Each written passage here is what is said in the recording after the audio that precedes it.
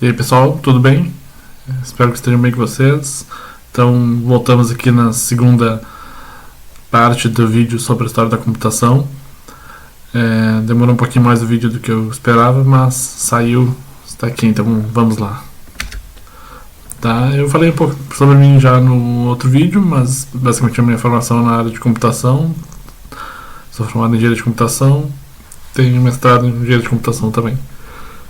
Por que a gente deve estudar computação? Além de ser interessante, a gente aprende muito com o passado e podemos ter novas ideias. Eu falei um pouquinho mais também no vídeo anterior. Recomendo que vocês assistam primeiro aquele lá e depois esse aqui.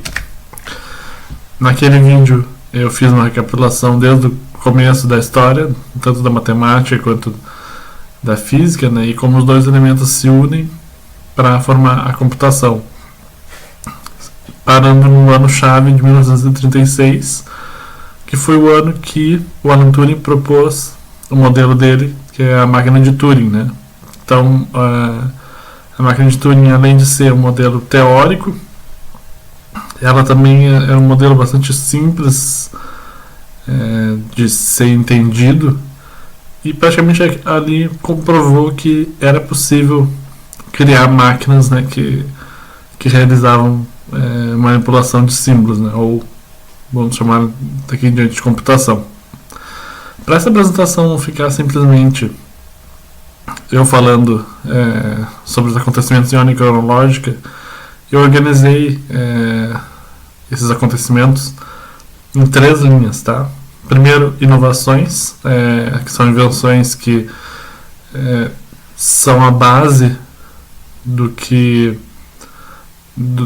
da computação, são invenções que foram a base para as outras partes, desenvolvimentos de software e de hardware.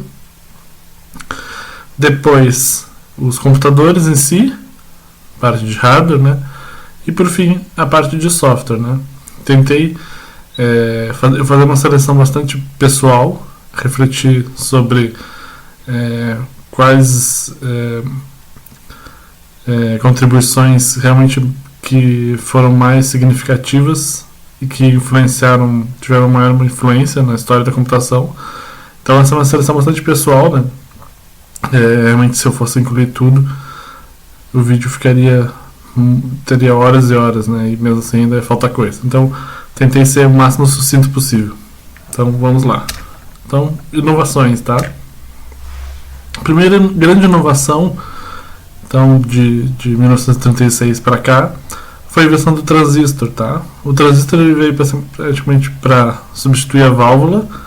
Em muitas aplicações ele substituiu com várias vantagens, sendo que o transistor, ele, para fins da gente entender o que é um transistor, é como se fosse uma chave, só que é uma chave que, ao invés de a gente ir lá no interruptor e ligar ela mecanicamente, é como se a gente aplica uma tensão elétrica, Então ela conceitualmente, para esse papel de chave, ele não é tão diferente de um relé, Claro que o transistor tem outras aplicações também, aqui eu estou simplificando bastante, mas ele tem várias vantagens, Ele é muito menor e ele pode ser fabricado em alta escala, como a gente já vai ver mais logo adiante, que escala que nós estamos falando, Além disso, ele tem um consumo muito menor do que a válvula e tem uma tendência a durar mais. Então, na prática, para a maioria das aplicações, ele acabou substituindo a válvula com vantagens. Então, uma invenção importantíssima para a computação. Depois, em 1958, a gente teve o circuito integrado, tá? Se vocês abrirem qualquer eletrônico moderno, vocês vão ver vários desses circuitos integrados, que são... Aqui eu botei a foto de um deles. Aqui. Eles são basicamente, então, um circuito eletrônico que fica dentro de a gente chama de encapsulamento, mas podemos falar mais em termos mais claros, como uma caixinha, com vários terminais aqui, e esses terminais eles se conectam no circuito elétrico. Cada um desses circuitos integrados, ou CIs, ele vai ter uma função diferente. Pode ter uma função de fazer contagem, de controlar a frequência, de somar números. Então a função realmente varia de CI para CI, né? Mas a grande contribuição foi que foi possível juntar uma grande quantidade de transistores e outros componentes, né, dentro de um único componente, né, facilitando muito a criação de novos produtos eletrônicos, né. Experimentem dar uma olhada em algum eletrônico aí na casa de vocês, de preferência que já não esteja funcionando, né, vocês vão ver que vai estar cheio desses aqui. Depois, já em tempos de Guerra Fria, né, foi desenvolvida a ARPANET, né, que era uma rede que tinha o objetivo de permitir a comunicação entre diversos pontos importantes para os Estados Unidos, de forma que, se houvesse algum tipo de bombardeio ou ataque durante a Guerra Fria, né, a rede continuasse funcionando, né. Então aqui a gente tem um mapa. O primeiro link é de 69, esse mapa aqui, agora de cabeça não me lembro de que ano que é, mas já tem alguns pontos, né. Mas se a gente imaginar, se a gente remover qualquer um desses pontos aqui da rede, a gente vai ver que a conexão, todos os pontos continuam interligados aqui, né. Se a gente remover esse ponto aqui no meio, por exemplo, a rede vai continuar passando aqui por baixo ou por essa outra linha aqui também no meio, né. Então o objetivo realmente foi criar uma rede interconectada que fosse mais resistente a ataques, tá? Inicialmente esse aqui começou envolvendo institutos de pesquisa e depois acabou se expandindo para objetivos comerciais e, enfim, hoje em dia, se vocês estão vendo esse vídeo, graças à internet, tá? Então, uma grande inovação também. Outra inovação importante foi o microprocessador, tá? O que é o microprocessador? Ele é um circuito onde ele tem as partes mais importantes do computador dentro de um único CI, né? Então, se vocês já abriram um computador, vocês vão ver que tem um circuito integrado que é bem maior que os outros e que tem muito mais conectores, né? Esse circuito integrado provavelmente vai ser o processador, né? A gente tem aqui uma estrutura nessa imagem que eu peguei, que mostra alguns blocos lógicos que ficam dentro de um microprocessador, tá? Depois a gente pode até entrar em detalhes mais nesses blocos, mas só para ver que tem várias funcionalidades dentro de um único circuito integrado, né? Então essa é realmente o circuito integrado que cabe na palma da mão, literalmente, né? Então essa foi a grande contribuição do microprocessador. Para falar daquele ganho de escala que eu tinha mencionado antes, né? O primeiro microprocessador foi da Intel, foi o 4004 ou 4004, como é chamado. Tinha 2.300 transistores e operava com uma frequência de 740 kHz. Depois, o Intel Core i7 6950, que é um processador comercial mais atual, tem 4,7 bilhões de transistores, né? Então, olha como aumentou a quantidade de transistores dentro do microprocessador. E a frequência também aumentou bastante, né? Embora não necessariamente quanto mais frequência o computador vai operar melhor, tá? Mas isso não veio ao caso no momento. Mas dá pra gente fazer um comparativo assim, de que esse processador aqui, além de ter muito mais partes, né, ou seja, muito mais complexo para ver muito mais funcionalidades, ele é sim muito mais rápido do que o primeiro microprocessador. Bom, então essas inovações permitiram a criação, enfim, dos computadores, tá? O primeiro computador, então, quem foi que inventou, tá? Foi um cientista alemão, um engenheiro alemão, chamado Konrad Zuse, tá? Ele desenvolveu 3 modelos que foram pioneiros, tá? O Z1, que foi um computador que ficou pronto em 1938, e era um computador eletromecânico, tá? Então ainda tinha partes mecânicas nele, tá? Então ainda não era um computador exatamente parecido com o que a gente tem hoje em dia, mas ele era um computador já que fazia operações diversas, então é considerado o primeiro computador, tá? Se a gente considerar dispositivos também eletromecânicos, tá bom? Depois, o Z2 foi um aprimoramento do projeto do Z1, em que já utilizava relés, né? Então ele era mais rápido também, né? Ficou pronto em 1940. Depois foi o Z3, foi também um aprimoramento dos anteriores. Ficou pronto em 1941. Fazia 3 ou 4 adições por segundo, multiplicava 2 números em 4 ou 5 segundos, tá? O que acontece? Eu já li livros que não mencionam o Konrad Zuse, né, e nem os computadores dele. Por quê?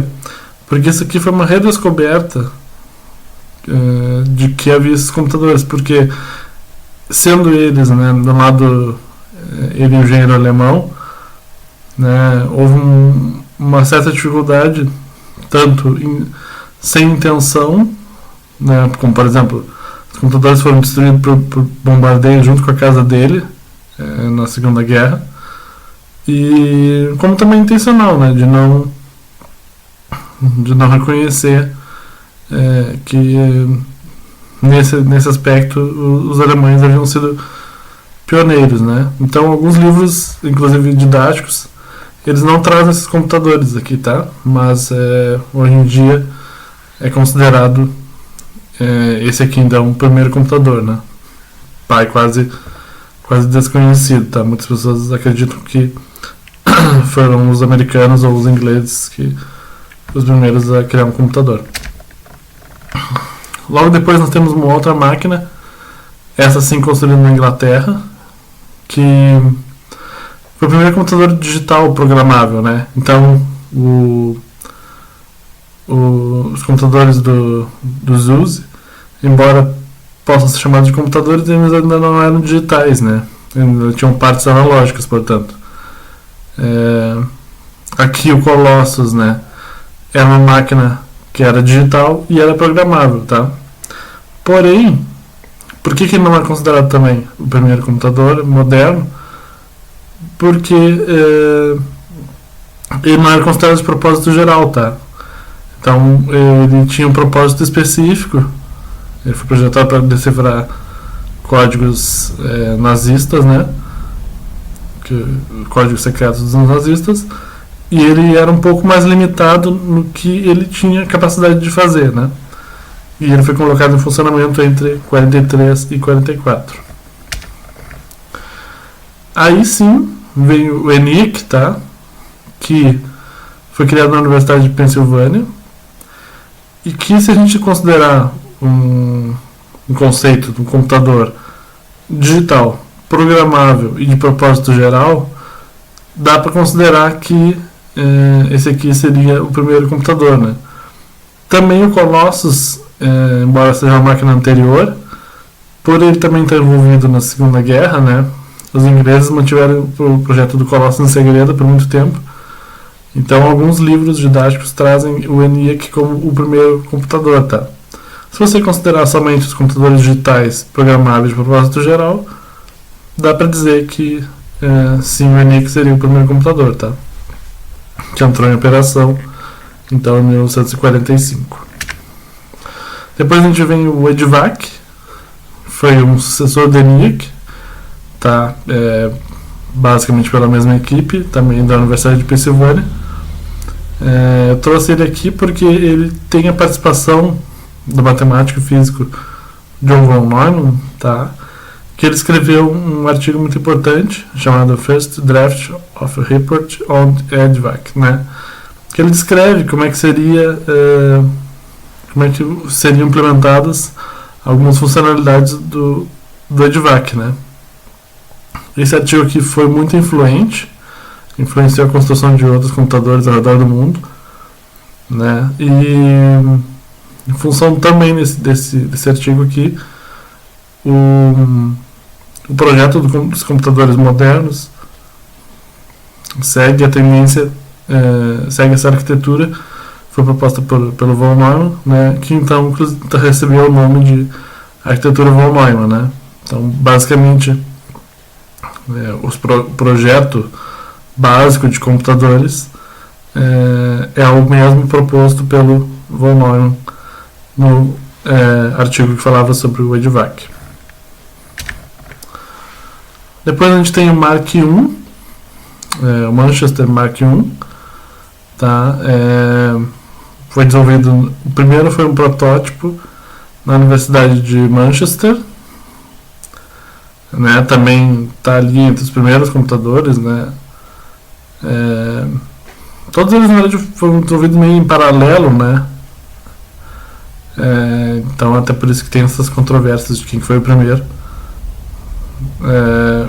Aqui o Mark I tem a participação do Alan Turing, tá?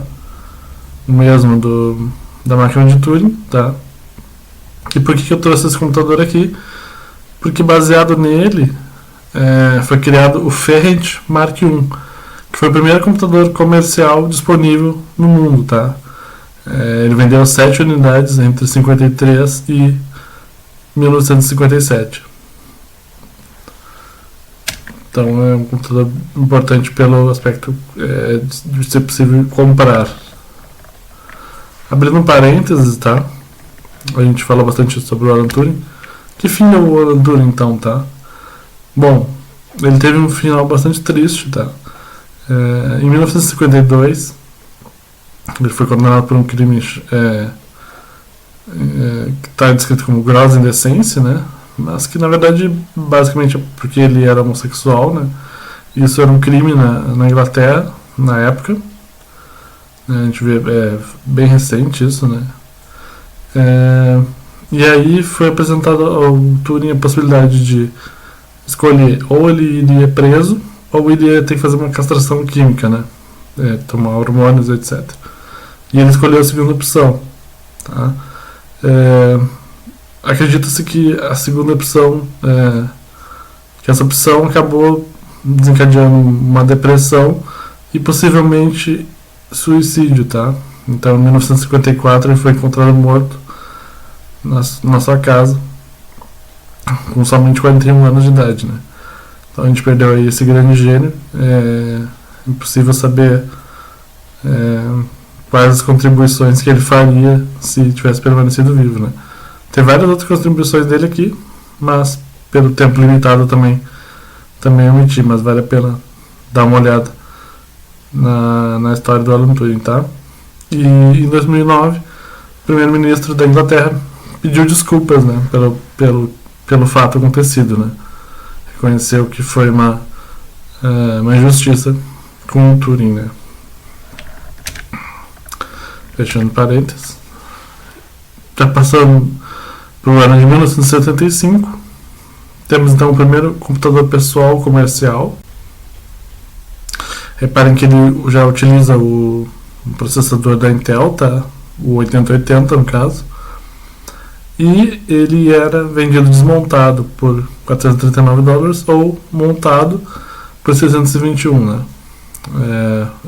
Em valores atuais seria alguma coisa entre $2.000 e $3.000 atualmente, tá? Então já era um computador que cabia numa mesa, por exemplo, né?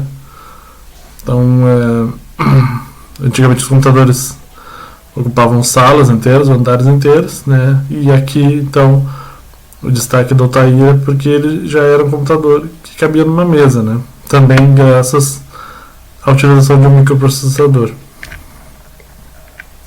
Pulando para épocas bem recentes, né? Eu acho que a gente não pode desconsiderar uma outra revolução que houve, que é a revolução dos smartphones, né? Então, se antes o computador era visto mais como um acessório de trabalho, né? Hoje em dia, a gente praticamente todo mundo tem um smartphone nas mãos que não se diferencia em praticamente nada de um computador, né? É um computador que a gente tem nas nossas mãos, tanto pelo hardware quanto pela capacidade de fazer funcionalidades diversas, né? Isso foi uma grande revolução. Só para fins de comparação, né?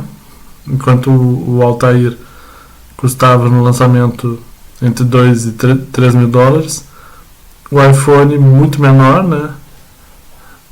Muito mais leve, foi vendido inicialmente entre 500 e 600 dólares, né? Então realmente uma grande evolução. Bom, indo para a parte de software aqui, tá? E aqui eu tentei dar uma ênfase, eu escolhi dar uma ênfase nos softwares que se destacaram, tá? Então não necessariamente eles são os primeiros, tá? Ou os inventores desses conceitos que eu vou mostrar aqui. Primeiro a gente tem a linguagem de programação de alto nível, tá? Que depois também a gente vai detalhar isso aqui no canal, mas ele facilitou muito o desenvolvimento do software, tá? Muito mesmo.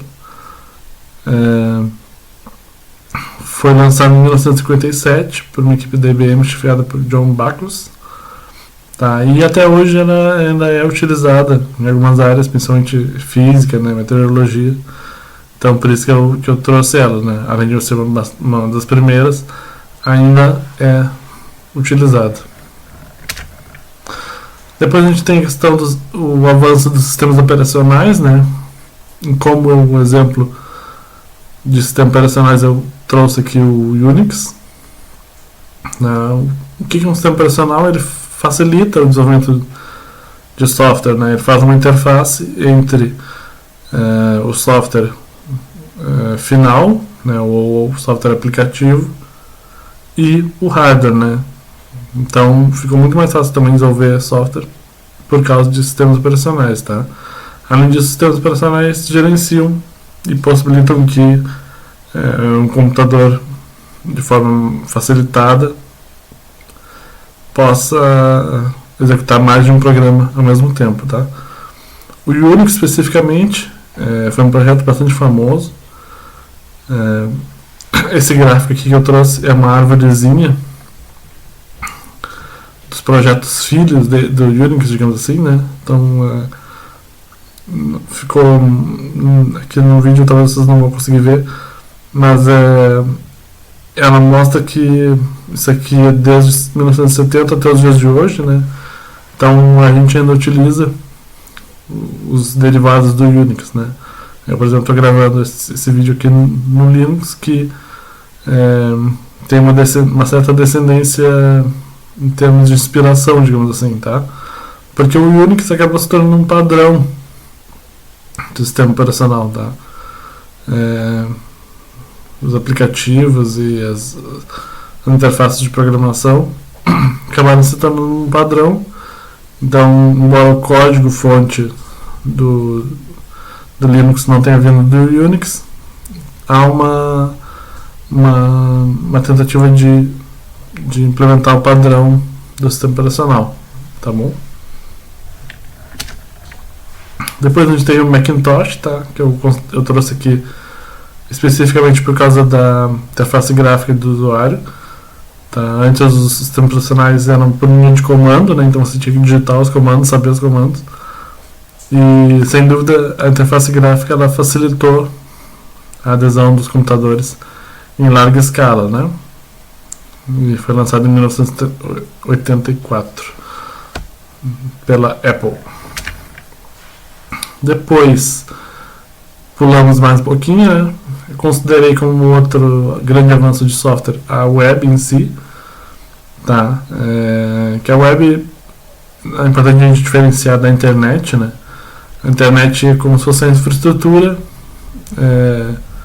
digamos assim, a infraestrutura que permite essas conexões, né? A web seria uma das aplicações possíveis em cima da infraestrutura da internet, né? O e-mail seria outro exemplo bastante clássico, né? Então a web é uma maneira de tu codificar ligações entre documentos, tá? Não por acaso ela foi desenvolvida no CERN, laboratório de física da Europa, né? Com o objetivo de ajudar a compartilhar citações científicas, né? Então, quando tu fizesse um documento, tu poderia citar um outro documento no meio dele através de um link, né? Ou no caso acabou sendo chamado de hiperlink. Então, se você quisesse aprofundar a leitura ou fazer uma leitura sobre algum ponto derivado da obra, você poderia fazer seguindo os links, né? Navegando pelos links. Então, inicialmente ela era para fins essencialmente, principalmente de pesquisa, né? Mas logo em seguida, ela foi lançada em 91, mas logo em seguida foi adotada para fins comerciais, né? Depois a gente teve a Web 2.0, que eu acho que também foi um avanço de software bastante importante, tá? Que ela não foi trazida por uma única organização, tá? Então eu trouxe 3 pontos aqui que eu acredito que são importantes para caracterizar a Web 2.0. Esse termo até também caiu um pouco em desuso porque já esse aprimoramento já está tão integrado com a web que já é comum, digamos assim, né? Mas foram aspectos que foram trazidos para a web um pouco depois da sua criação, né? A interatividade, na qual eu acredito que o principal representante acabou sendo o Gmail, né? Que é onde você clicava e as mensagens, ela não precisava carregar toda a página para carregar novas mensagens ou para você enviar e receber mensagens, tá? A questão, a própria cultura do compartilhamento, que nasceu um pouco anteriormente ainda com Linux, né, mas se difundiu bastante com a Wikipédia, né, essa questão que qualquer um pode editar os documentos, né, e compartilhar o conhecimento de forma gratuita. E por fim a questão das participações, né, que são as redes sociais, né. Botei aqui o Orkut, que foi uma rede social bastante influente no Brasil, embora não tenha sido a primeira, né?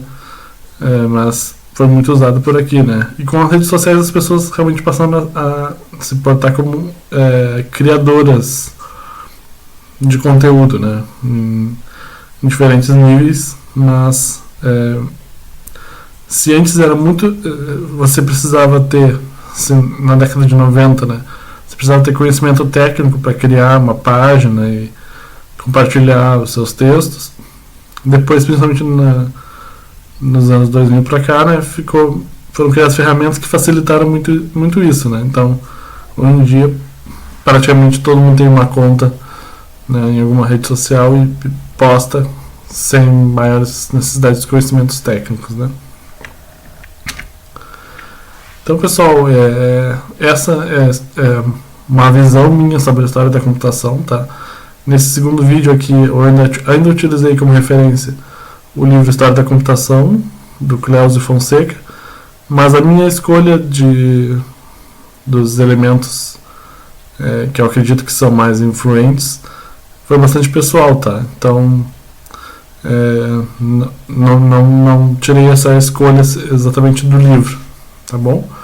Eu utilizei também a Wikipédia, principalmente para pegar as imagens, confirmar ou me lembrar de algumas datas, né?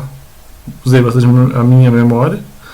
E também deixo como recomendação o filme Jogo da Imitação, tá? Que fala, principalmente mostra a participação do Alan Turing, que foi uma participação bastante importante, para decifrar códigos nazistas durante a Segunda Guerra, tá? Além disso, é um filme bem legal, vale assistir. Tá bom, pessoal? Então, quem quiser depois pegar algum link, alguma coisa dessa apresentação, ela vai estar disponível tanto aqui em forma de vídeo no YouTube, como os slides lá no SlideShare.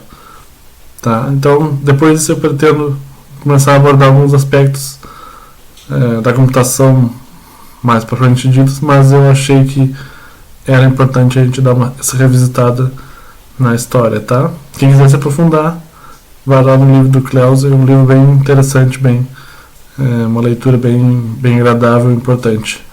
Beleza, pessoal? Valeu!